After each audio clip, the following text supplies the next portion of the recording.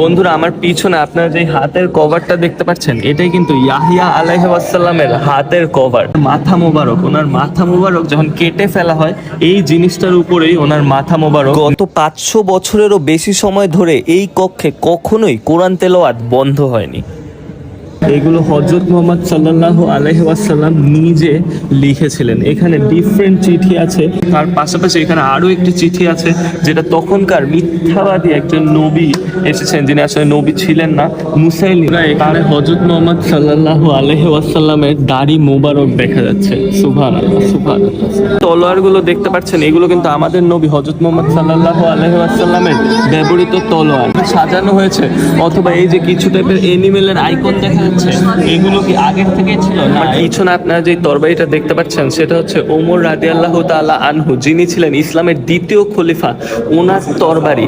এমন বলা হয় যে শয়তান পাচ্ছেন আমার পিছনে সেই মুসা আলাইহিস সালামের লাঠি, যেই লাঠির বাড়ি দিয়ে তিনি নদীকে 2 ভাগ করে ফেলেছিলেন এবং যেই লাঠি সাপে পরিণত হতো।